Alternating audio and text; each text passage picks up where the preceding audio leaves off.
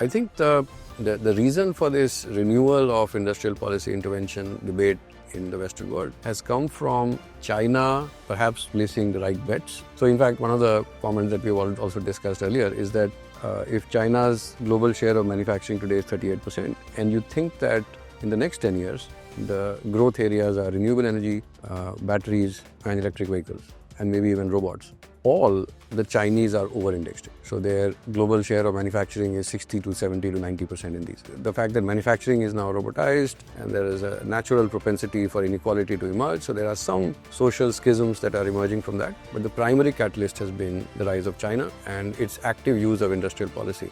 But how do you stop that? And therefore, it becomes almost, as you rightly said, a tool of economic war. And the only way to fight it is to do this.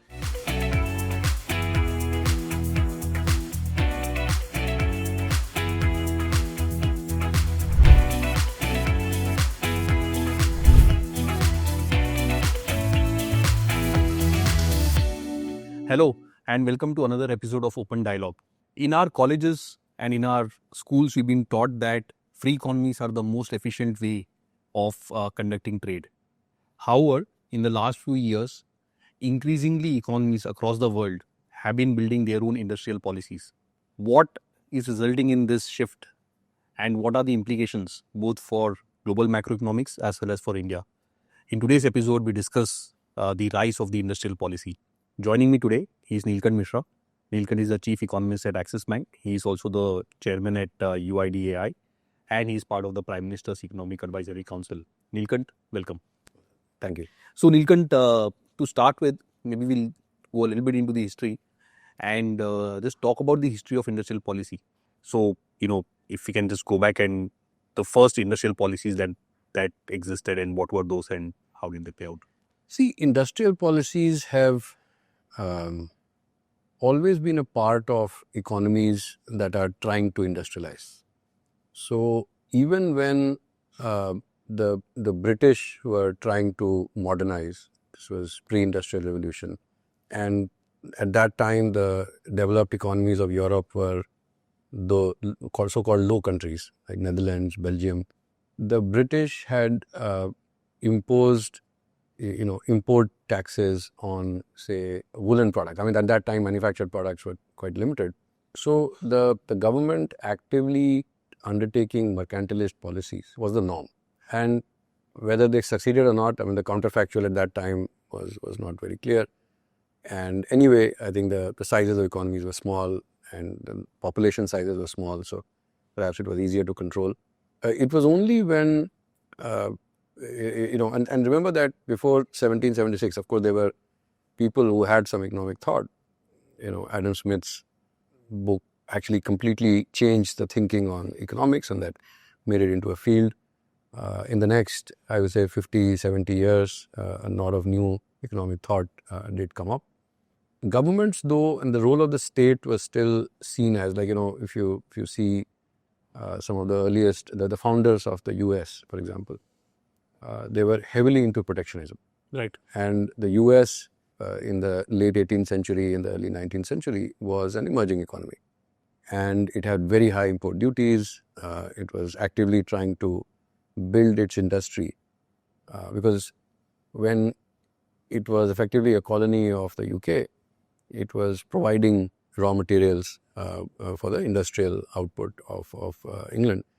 And it wanted to break away from that and did not want to be forever a low value add. So countries have forever tried to do that. In fact, the UK started to promote free trade only after it had become pretty much developed. And so 1840s, 50s was around that time it started to promote free trade.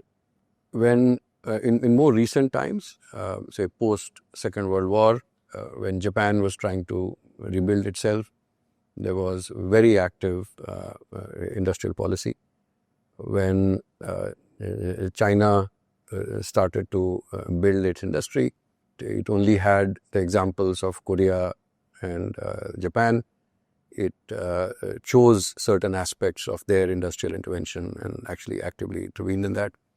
When Taiwan, Korea were starting off, Taiwan very famously Taiwan Semiconductor Manufacturing Corporation was a government initiative.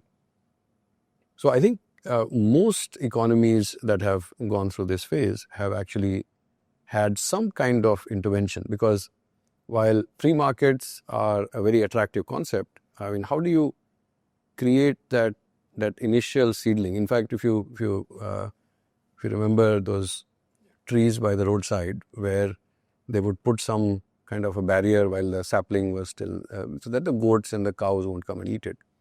And so that infant industry protection is something that has been practiced for centuries, and it has, and it is perhaps still necessary. So if you want to germinate a totally new industry like what India is trying to do with semiconductors, you have to have the state take the initiative, because private sector may not have the wherewithal or even the right incentives or the risk appetite to actually invest in something that is totally new.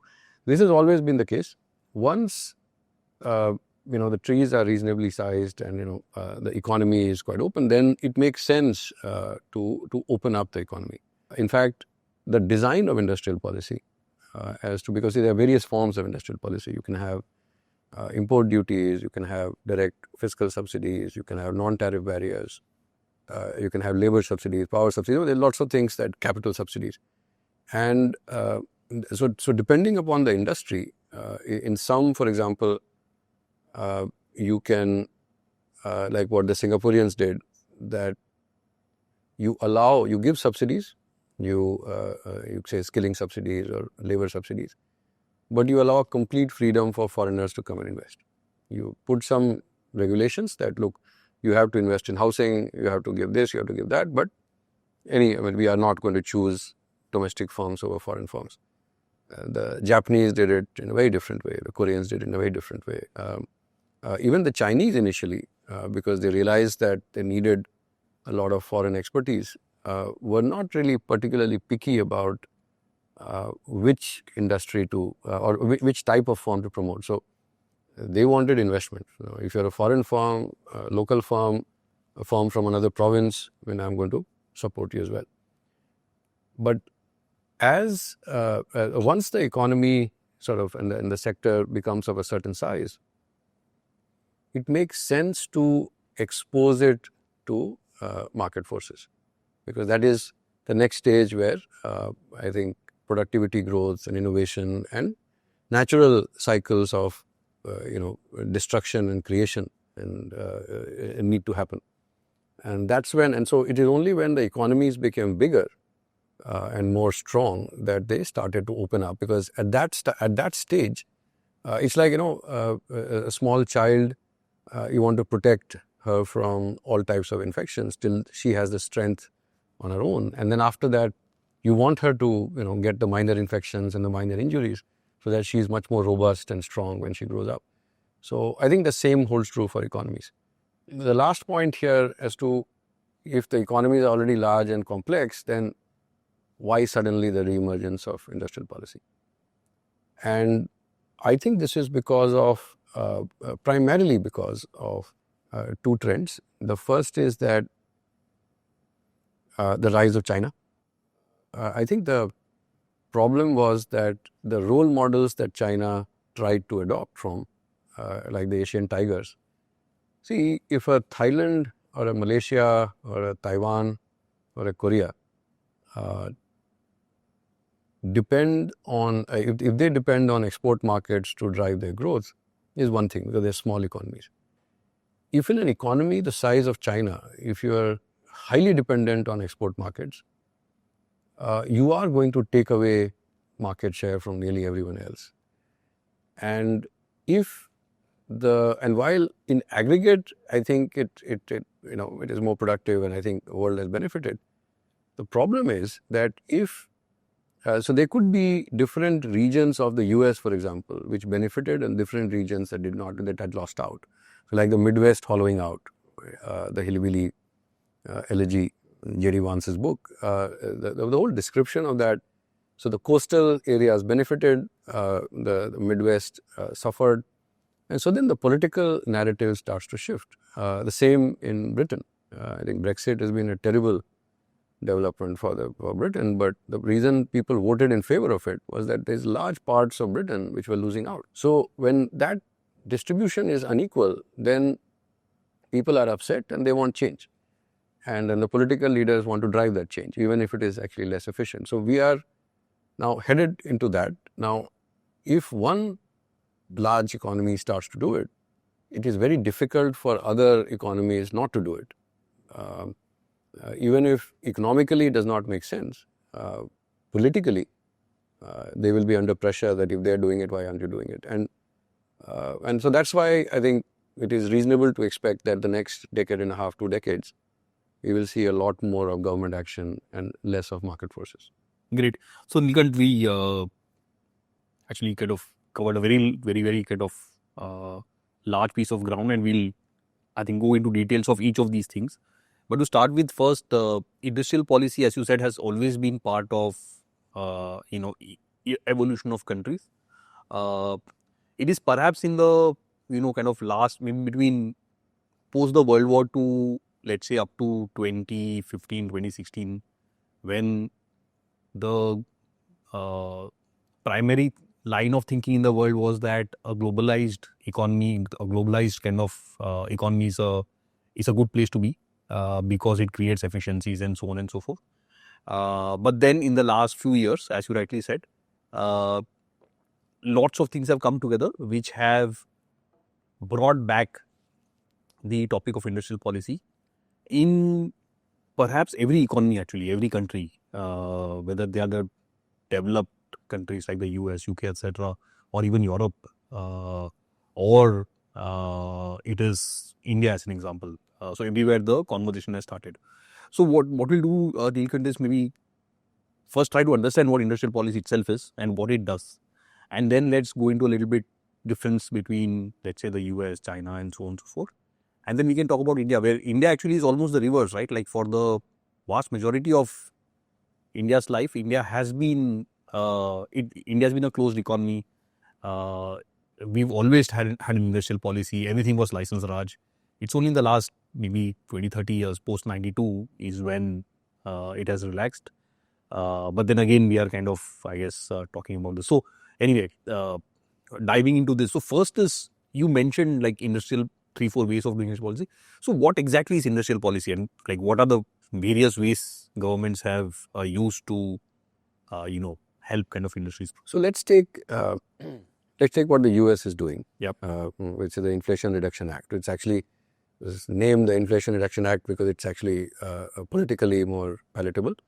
But what it does is tries to develop create more inflation, actually. That's one way of putting it. But it does it allows, or it focuses on building US capabilities in industries where the US was losing out and where the US wanted to have more local presence. Maybe it's very important from a perspective of what we call strategic autonomy, that you can take those decisions yourself. So say, for example, semiconductors, solar panels, storage batteries, electric vehicles.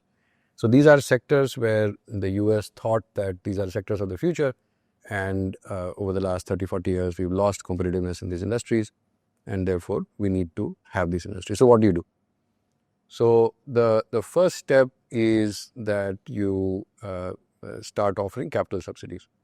That for a country or for a company which is global in nature, if you offer, say, 15-20% capital subsidy, that if you invest $100, I'll give you $20. Or you say that if you have a certain level of value chain integration in India, in the US, I will offer you labor subsidies.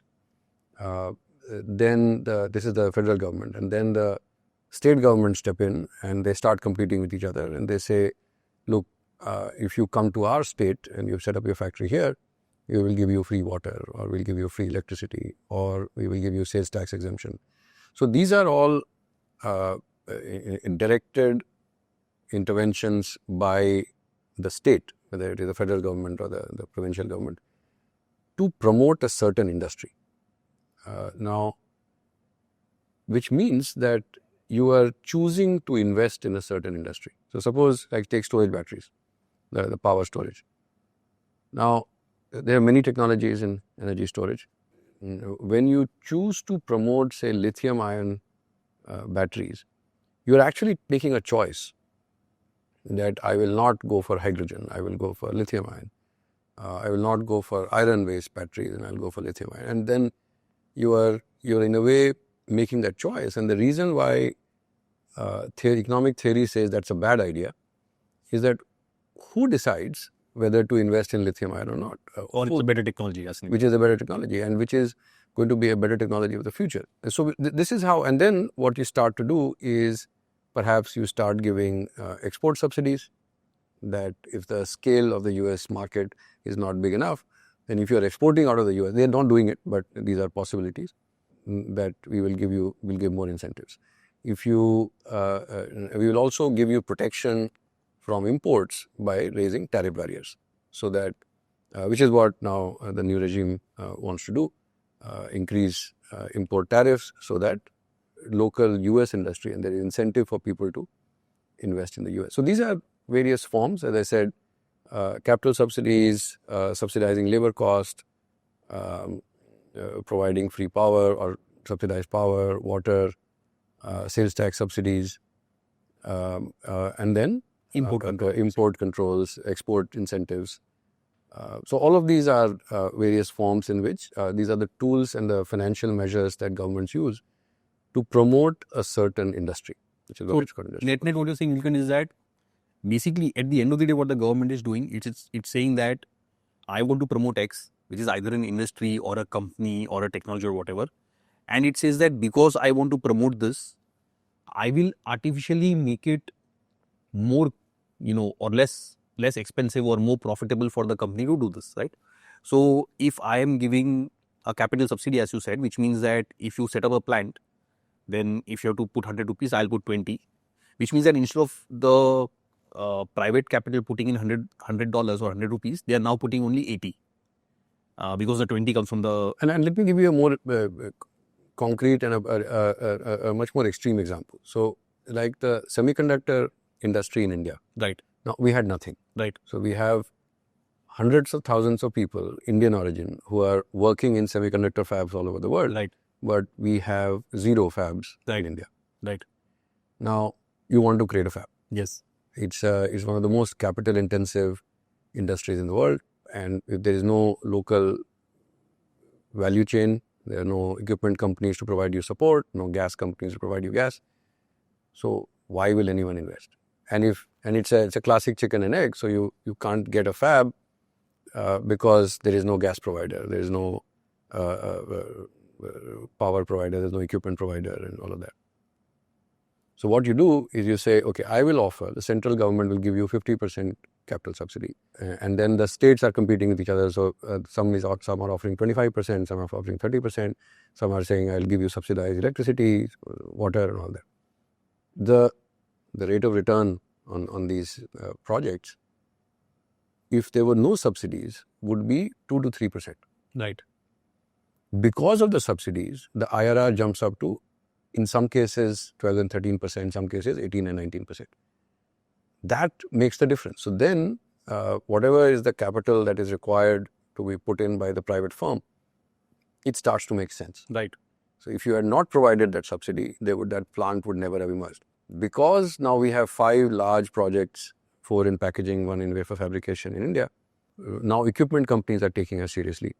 There are Indian companies which are starting to invest in chemicals which are used for wafer cleaning.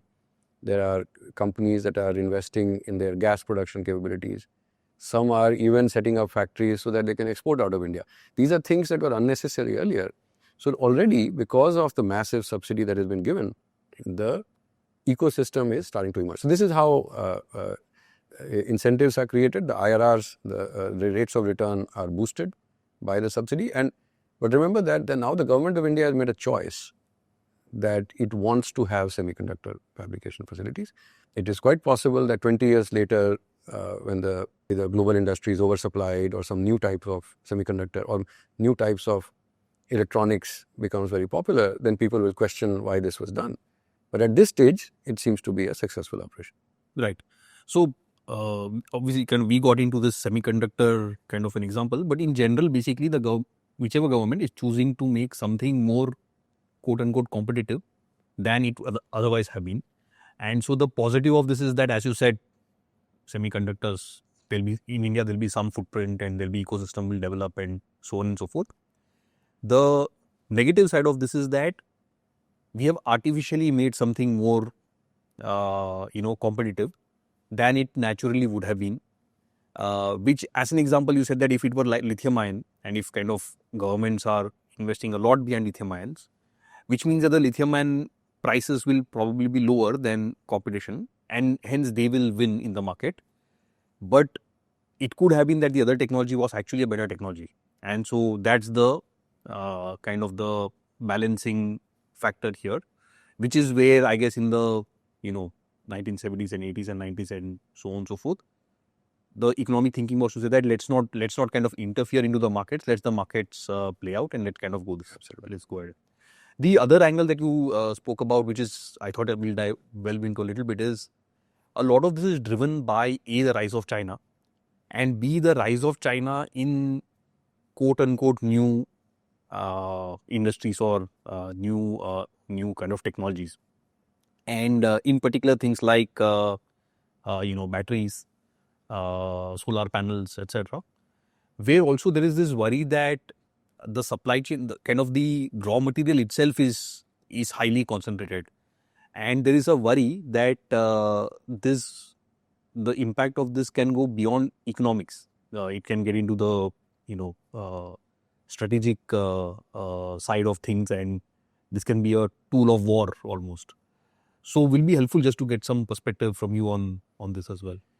If you say go back 20 years, so around the middle of that decade, 2005, 6, 7, the Chinese government started to fund initiatives. So like CATL, contemporary Amperex technology, which is one of the largest battery producers in the world today. So its founder got some subsidy to start batteries. He was, I think he and BYD, when they both started together, it was the early investments into what the Chinese government thought were investments for the future. That so there was significant amount of subsidy given. They were told that this is only available. So they used to work in a Japanese company. They were told that this will only be available if it's a Chinese company. And so they got that subsidy. Of course, to their credit, they innovated, they invested, and they developed the markets, and a lot of things happened. But so over a period of time, you can call it serendipity, you can call it the fact that, as we've discussed often on our on open dialogue, that the Chinese have this model of systematic financial repression, which gives the state almost unlimited access to resources. So they can choose to play God and say, okay, I'm going to promote these 5, 6 different industries. It is not just that they're promoting only lithium ion, they're promoting all kinds of battery technologies. And therefore, they kind of, it's like a index investing. So you have equal 5 options, and whichever works, I'm okay with it. And given how much balance sheet I have as a state, I'm okay to bear the losses elsewhere. Now, so therefore, in batteries, in solar cells, their market shares are 70 to 90%, sometimes 90% plus. In electric vehicles, I think now it is well acknowledged that they are miles ahead of everyone else. And they are 60% of global electric vehicles manufacturing. Now, all of this is courtesy state subsidies. Right. Now, today they are very competitive, and today they can go into any market. But the process of trial and error, the mistakes made, the losses incurred, all of that has been funded by the state. So now the Western world is starting to wonder that if this is the case, and after 20 years of subsidy and subsidized development, like for example Korea, Hyundai, which is today is now listed in India, was a loss-making company for nearly 30 years. Right. But the Korean state kept funding it. Now, and even when the Japanese were dominating, Japanese cars were starting to dominate the US, there were questions raised that in the Japanese economic model, there was resource allocation at the central level. And so the Zaibatsus, which also had their own funding arms, were actually subsidizing it. So I think the reason for this renewal of industrial policy intervention debate in the Western world has come from China perhaps placing the right bets on most of the. So in fact, one of the comments that we've also discussed earlier is that if China's global share of manufacturing today is 38%, and you think that in the next 10 years, the growth areas are renewable energy, batteries, and electric vehicles, and maybe even robots, all the Chinese are over-indexed. Right. So their global share of manufacturing is 60 to 70 to 90% in these. So if these are the ones, so then the Chinese share of manufacturing keeps going up. And how do you stop that? And therefore, it becomes almost, as you rightly said, a tool of economic war. And the only way to fight it is to do this. There's one very interesting concept here, because this is like a trade war, and even firm believers in industrial in free markets. I found it very fascinating that I was at this IMF World Bank event in Washington in October, and in the Per Jacobson lecture that closes the event, the WTO DG, the Director General, she spoke eloquently about the visionary choices made after the Second World War. And the speakers after that, the discussants were quite despondent that it wasn't that they were particularly enlightened. It was just that the right leaders won the election. Right. And what I found fascinating is that the IMF headquarters are 1900 Pennsylvania Avenue. And if you remember your general knowledge, White House is 1600 Pennsylvania Avenue. So 3 blocks away. And people are sort of the best economists in the world are sort of wringing their hands that you can't control US policy. So it has become very political, and perhaps it needs to be political because that's the collective decision that we need to fight, and even if it's economically not advisable, we need to do it. So you're right that maybe there are other issues like excessive, not excessive, the fact that manufacturing is now robotized, and there is a natural propensity for inequality to emerge. So there are some social schisms that are emerging from that. But the primary catalyst has been the rise of China and its active use of industrial policy to dominate these industries. Right. So basically there are many factors which go into it. We'll come to the other one also, which is the kind of income inequality and so on and so forth. But one big factor is that in emerging industries where as we stand today, it feels like China is like a complete dominant. If all countries were companies, then that's a monopoly, and monopolies are never long term healthy for anything. So that's one thing that is kind of also driving this. We'll come to the other one, Neelkanth, that you mentioned, which is this this notion that globalization and free markets have impacted different people differently, and this K-shaped. K-shaped is spoken in the context of the recovery, but the fact that over the last maybe 40-50 years, the rich have become richer and the poor have actually not done that well. I'm not talking of India, but I'm talking of the more developed markets. And almost the notion that actually there was this always this thing of upward mobility, right? That if you worked hard and if you were sincere and so on and so forth, you can kind of climb the economic ladder, which now seems to be very difficult to do because just the kind of everything is captured by the rich. So again, helpful to get your perspective and thoughts. So this is what has caused social disenchantment. I mean, this does not warrant industrial policy action. Right. Maybe this asks for more redistribution. Right. But and maybe for more state control on industry. I'm not sure if that is a good idea, but that would be the natural and the first cut response to this. Yes. But you're right that But what so one response is, one reaction is that my job is going to some country X or country Y. Yes, but the root cause, and so you rightly said that, see what started happening after the Second World War. So while I think free trade and the CAT and all of those frameworks emerged, import duties progressively came down. There was much better global integration. Global trade to GDP kept going up. Containerization helped. It was, till the Second World War, global shipments were without containers, and it was very messy and lossy and very expensive. Containers really cut down that time. There were many other inventions that happened, like air travel became faster, so people could travel. Communications, so it's like the post and telegraph. The first boom that happened in the late 19th century was replicated, or rather, in a way, accelerated by the rise of the internet, robotics. So there were lots of technological changes also which helped this boom.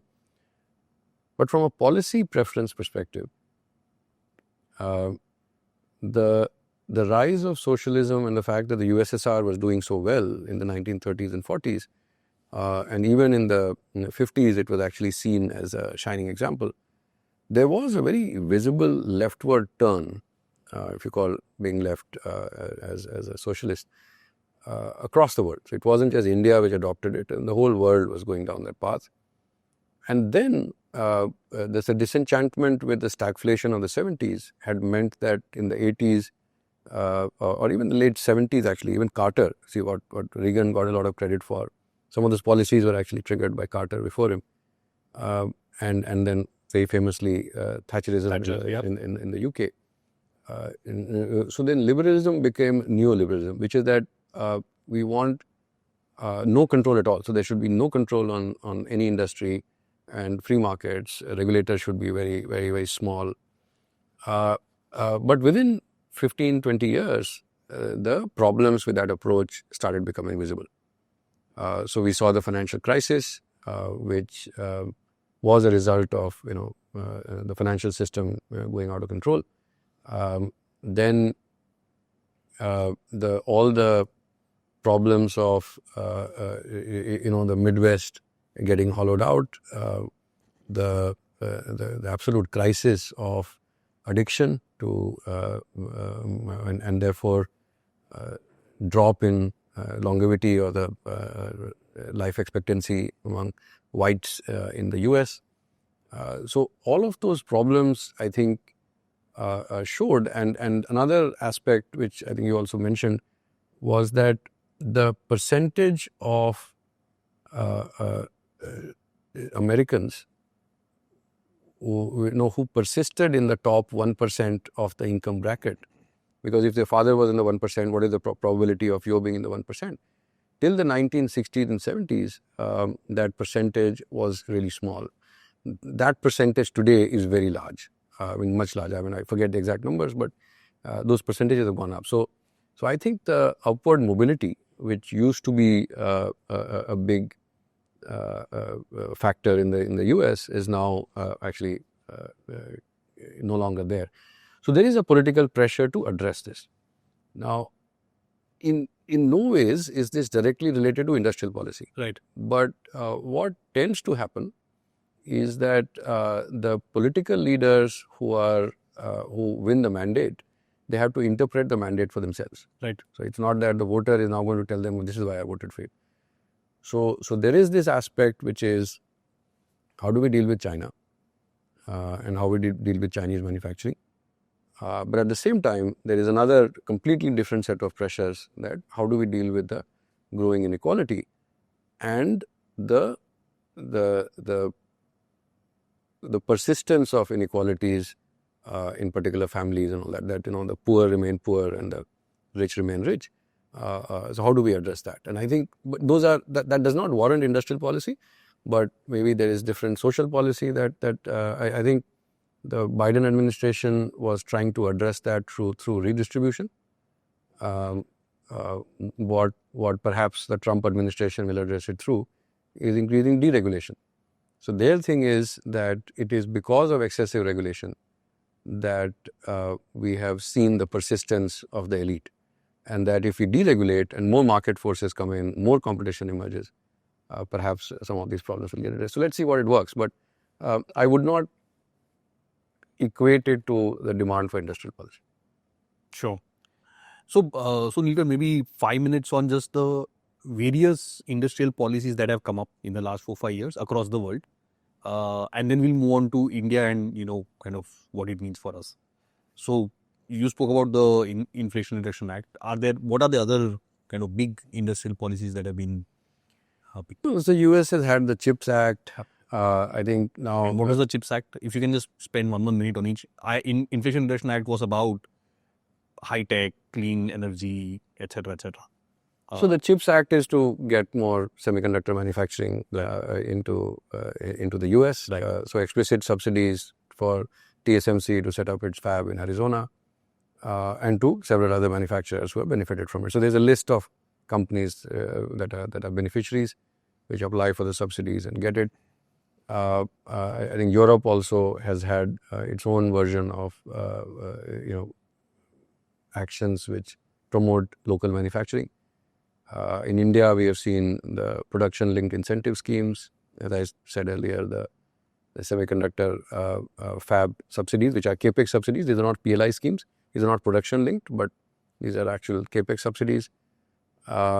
We are starting to see much more action in Japan, where I think they are also now really opening up the doors for semiconductor firms, offering significant subsidies again. So I think semis is clearly because of the expectation that in the future a lot of the wars will be fought by technology, and therefore having control on semiconductors is very important. On other specific industries, I think no one has the same fiscal powers or the fiscal space as the Americans have, and therefore the scale of intervention that other economies can put in is actually very small. So if you see India's PLI schemes, it is 2.4 trillion rupees over 10 years, which is like, on today's GDP, it is 0.7% of GDP over 10 years or 8 years. It's actually insignificant. Even the 50% subsidy seems large, but it's actually at that time it was announced, it was only $10 billion, 76,000 crores. So same with other countries in Europe as well. I think the fiscal resources that are available for some of these schemes are actually not large enough, and therefore a lot of the action will concentrate down then on the import duties. Right. That the steady structural decline in weighted average import tariffs in the world is now starting to reverse. Yeah, reverse. And so there again, we've seen some action, particularly again, kind of when it concerns Chinese, exports. Europe has done like reasonably big, like 20-25% type import duty on electrical vehicles, etc. The US is obviously, Donald Trump is talking about 60% and so on and so forth. This is again very contrary to what these exact economies have pushed over the last 30-40 years. And so what happens here, and how does that impact, let's say, a country like us? So, okay, which is why I found it fascinating that, at 1900 Pennsylvania Avenue, the best economists in the world cannot educate something so simple to the policymakers, that if you put these import tariffs, it actually is going to hurt your economy. So, and the inability to explain that to the public is part of the reason why these problems exist. That 60% or 20% or what Scott Bessent recently said that if you raise the duties by this much, this is how much inflation gets affected, this is how much GDP comes down. So it's not that it's a very straight. I mean, that there are any illusions that this could actually end up hurting the US, especially in the short term or the medium term. God knows what will happen. But the biggest impact on us is likely to be the fact that if you have import barriers coming up in the largest importing economy in the world, then all of this export surge will start getting diverted to the other economies. And so therefore, the attempt by the Chinese manufacturers will be to go and start seeking end markets which they were not focused on. And then you suddenly start seeing a lot more of Chinese products coming into Europe, into India. Because, if you plot global trade over the past, say, 8 years, exports ex-China have barely grown at 1%. Right. Imports ex-US have barely grown. Right. So whether, China exports directly to the US or indirectly through Vietnam or Mexico, the end demand is all in the US. Now, if the US starts to become very serious, and so if you see at least the pronouncement so far, that I will put duties on Mexico and Canada as well, I will put duties on anything, anywhere the Chinese are exporting through. So this is the response, right? That I think it's a game of whack-a-mole, which is going to be very hard to control and manage. But if they do that, I think India gets affected very badly if the dumping starts to India. If in the process it so happens that we are also forced to increase our import barriers, it actually makes us a lot less efficient. Right. Second risk is that at this stage of development, you should be relying on external markets to drive your investment. But China has kind of already occupied most of these spaces, and therefore, and with their level of subsidies, it actually slows down the growth. The third is all of this fragmentation of the global trade universe will make the world less efficient. So when China was growing through this phase, they were at a per capita GDP in 2006-07, global growth was 4.5-5%, partly helped by China itself, but even without that, there was significant growth. If global growth is going to be 3%, so then our ability to maintain a high pace of growth also gets impaired. So there are many, many disadvantages that emerge from this, but there are also advantages. So if we are agile, we can take advantage of many of the opportunities that might emerge. And if we are careful in signing free trade agreements, suppose we are successful in signing the FTA with the US, the new regime may be much harder than it was in the earlier one. But if we are able to do something like that, it can actually, because as we all know in business, if a customer is switching away from a current supplier, there's a big opportunity in getting attached to that customer and taking advantage of that over the next 20 years. So there will be opportunities if you're agile, but by and large, I think it will be negative for India. Right. So Neelkanth, moving on to the last part of this, which is like how should India think about this, and what are the pros, cons, and what's in your mind the way forward? See, I think it is now reasonable to expect and that the government will have to intervene in some of these sectors. Right. So in electronics, we've already seen that the PLI schemes are working for electronics. Right. The PLI schemes are not working for many of the other sectors. So in fact, I think several of them, the benefits are too thinly distributed. And so there are some schemes that are better designed than others. And clearly there are lessons to be learned on the schemes that are well designed and replicate them in other sectors. So for example, if the things that worked in mobile assembly, that you go and talk to the big customers, ask them what you want, design a scheme which fits your needs and their needs, and there is a win-win for both. Why can't we do that in shoes? Why can't we do that in apparel? Why can't we, instead of spending the 2,000 crore footwear subsidy over 100 firms, spend it over 10 firms? So the industry wanted that, oh, you know what, the threshold of investment should be 20 crores. See, footwear is a very labor-intensive industry, so capex requirement is low.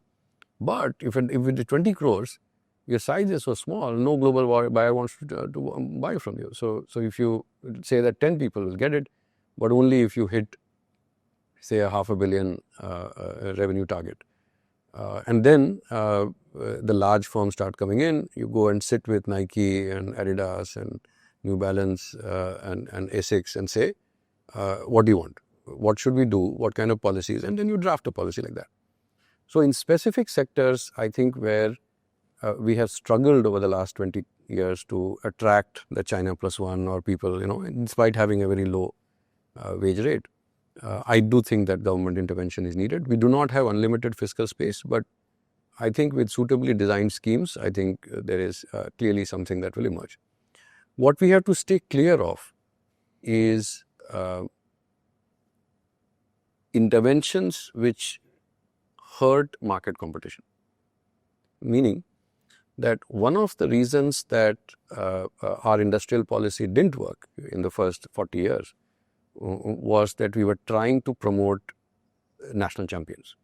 So one company will make power equipment, one company will do all thermal power, one company will do coal mining, one company will do all steel. Then the problem is these guys have no competition. Yep. And then they work at their own pace and things start to slow down. What China has done, and there is a lot to be learned from that, is that while there is active industrial policy, there is brutal market competition. So there are hundreds of electric vehicle manufacturers. So the companies that succeed in that brutal market are therefore extraordinarily competitive, and they've been forced to work hard to develop products that are now world-beating products.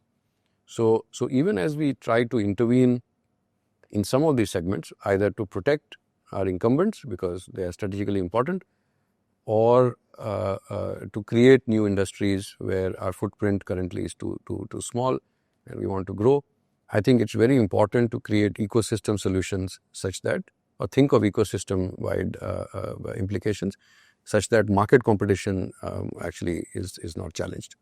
And thirdly, we have to be very strategic in our interventions. So if there is some input raw material, some intermediate good which China wants to throw at us at a very low price, and there is no way that we can produce at that price within our economy, and there is no strategic need to really be dominant. I mean, we have some capabilities in making those things, but if we can take advantage of the subsidies that the Chinese are throwing, what's the harm? So in fact, trying to block everything and trying to manage the bilateral trade balance is also, I don't think, the right idea. Right. So, I mean, all of this in the context of the fact that India has a limited fiscal space. And so whatever intervention we do, as you said, we should not regress to this, national dominance license Raj kind of, the idea is not to make one entity, control the market.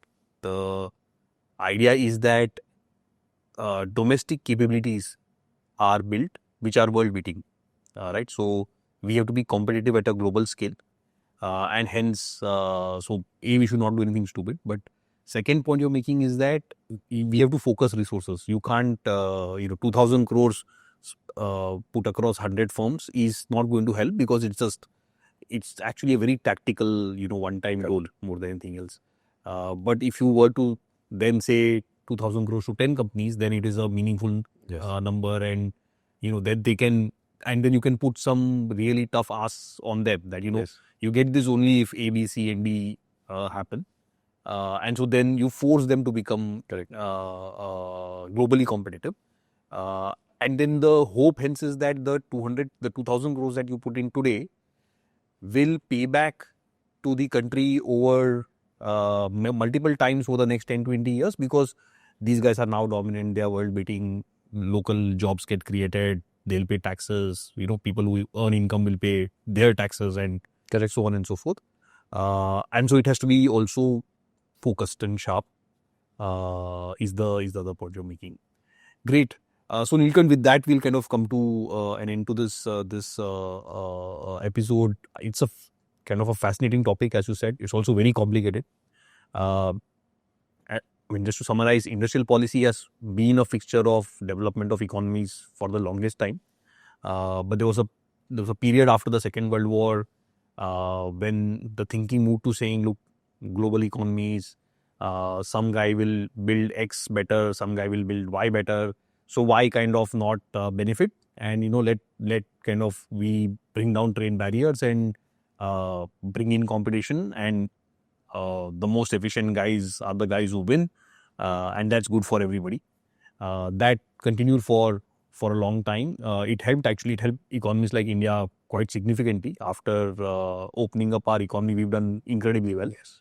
However, a few things have changed. Number one, the rise of China, and particularly the rise of China in spaces where which are going to be the spaces of tomorrow, where they are actually proactively investing. They have for many years proactively invested very, very intensely, and that has posed strategic challenges to other countries, because as an example, if you don't have access to semiconductors, then pretty much you are toast. And so countries have started to say, look, we need to have some autonomy here, and hence we need these industries in our countries. So that is one thing that has definitely kind of aided or resulted in the rise to this. Second, you mentioned that it's not a direct reason, but this income inequality and so on and so forth has fed the belief that we need to have some local and the political churn and and so that has been interpreted to say that, look, we need to ensure that some manufacturing happens in our country so that our people have jobs, and so that's kind of also added. And hence, in response, multiple free market countries across the world have come with fairly strong industrial policies. The Inflation Reduction Act is a great example. The CHIPS Act in the US, the Green Plan in Europe, and you mentioned South Japan and so on and so forth as well. So all countries are coming up with their own industrial policies. Most of them are focused on the new age kind of technologies. India, on our side, India is also hence compelled to think about this. We made some moves through this PLI and on the semiconductors and so on and so forth. We will need to, over the next decade or so, we will need to, as a country, think more about this. Yes. And where we discuss that we have to be thoughtful that we don't the idea is not to protect, the idea is to create global champions.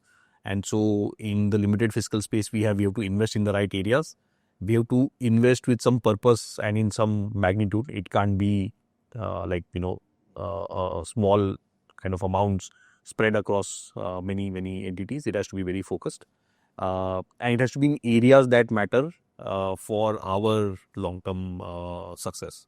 Yeah, and one quick addition there that so far it seems to be the centre's prerogative that we should have industrial policy. I think the states have a much larger role to play in attracting and creating hubs for certain specific sectors. Correct. Which they could have strengths in. Correct.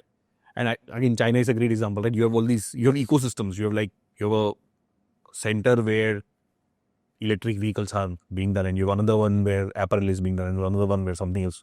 So that's another great way forward for us. Thanks a lot, Neelkanth, for this conversation. And I hope you enjoyed the conversation as much as I did. I did. Thank you. Thank you for listening into this episode of Open Dialogue. I hope you enjoyed this as much as we've enjoyed bringing it to you. We are overwhelmed by the response that we've received and really look forward to your comments and feedback. Do like and subscribe to our channel to keep track of new episodes that are coming through. Thank you.